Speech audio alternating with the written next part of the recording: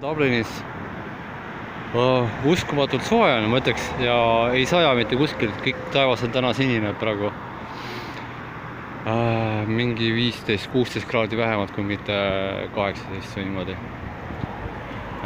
Panin isegi paksult riidesse, aga kes teab, mis päev on homme. Nii et hea, kui kaks juks on mingid paksamad riided ka kaasas. Vot sellised palmid kasvavad siin Dublinis.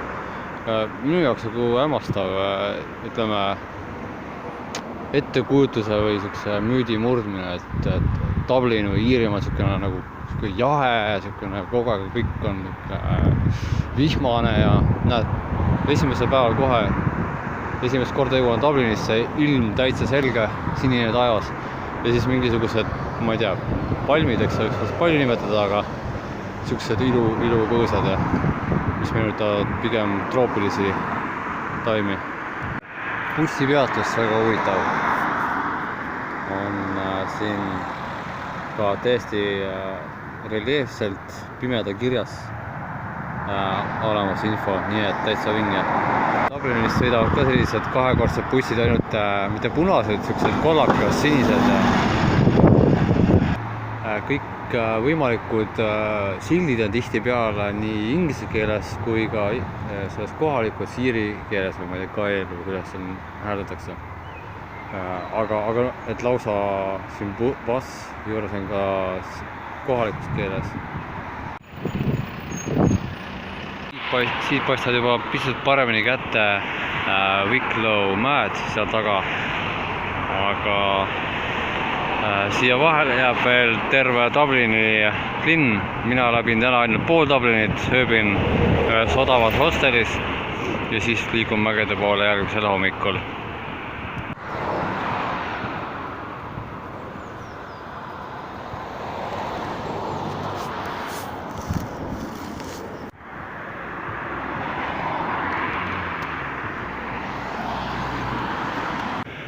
Kui ma vajutan nuppu ja läheb roheliseks, siis üsna ruttu tuleb kollane ette. Ja siis ma alguses ehmatasin väga ära, et ma ei jõua üle tee. Aga ta on hästi pikka aega kollast värvi.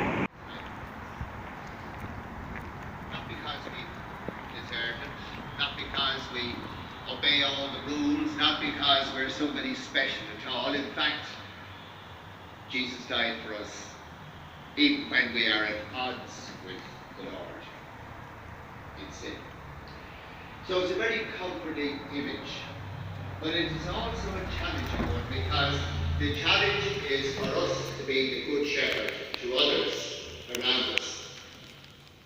And that extends beyond our family members, our friends, those who agree with us, those we get on with. In fact, to everyone. And just as we have been called, each of us individually by name, by God, we also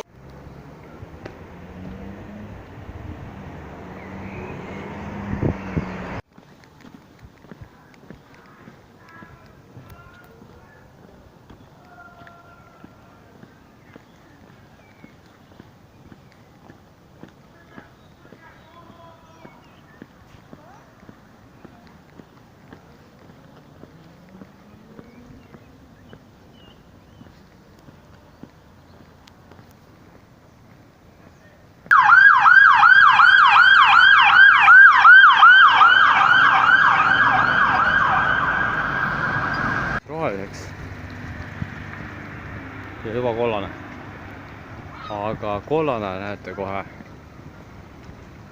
päris pikka aega püsib kollane, täiesti uskumatu. Ma ütlen, ikka veel on kollane. Ühest asjast ma võib-olla aru saanud, et on ristmikke, kus tundub nagu ei olekski jalakäijate foori üldse olemas, et mis reegel siin kehtib, et kas siit nagu minnakse siis üle selle kollasala või ei tohigi üle minna või. Ma püüan jälgida, mis teised teevad, kas läheb keegi kuskil üle. Kusjuures ühte asja pean ütlema Dublini kohta. Hästi huvitav on see, et see on päris multikultuurne linn. Võrreldes Tallinnaga on see palju multikultuursem. pool Dublinit olen läbi käinud ja minu mulje on selline praegu. Väga palju väga erinevast rahvusest inimesi. Sest näed, üks on sees, ma proovin siis samamoodi õppida kohalikelt midagi. Kuigi ma päris hästi aru ei saanud, mis reegli järgi ta hüppas siia üle. Siin on roheline, aga keldale, ma ei tea. See kirik jätab küll väga sükse võimsa mulje. Äge. Nii, olen siis kesklinnas mõnesaja meetri kaugusel enda hotellist.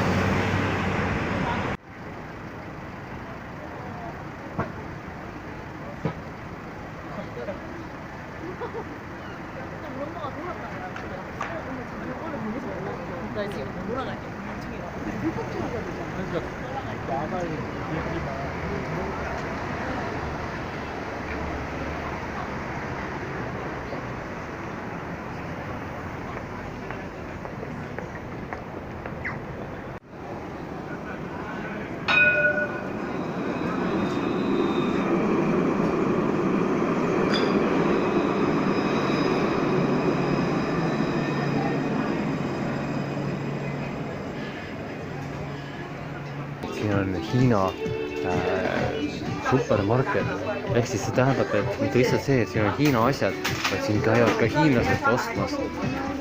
Tundub, et siin on nagu, ongi mingid kogukonnad, inimesed, kes ostavad Hiina asju ja tuuakse Hiinast sisse kõik need Hiina asjad ja näed, ongi hiina keeles, aga inglise keeles ka siiski.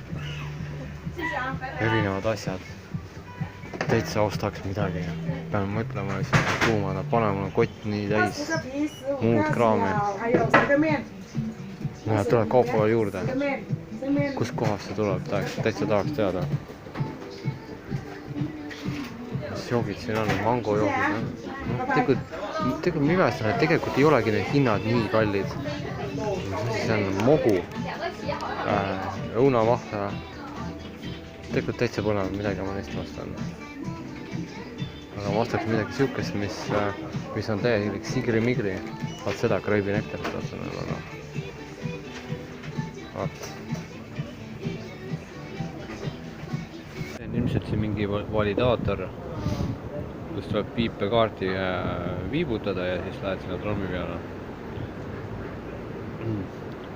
Huvitav, siukene süsteem. Jõudsingi siis kohale Egali hostelisse. Eks ma siis vaatan, mismoodi saab täna. Mul on hotell või mis hotell, hosteli tuba broneeritud, ei peaks probleemi olema.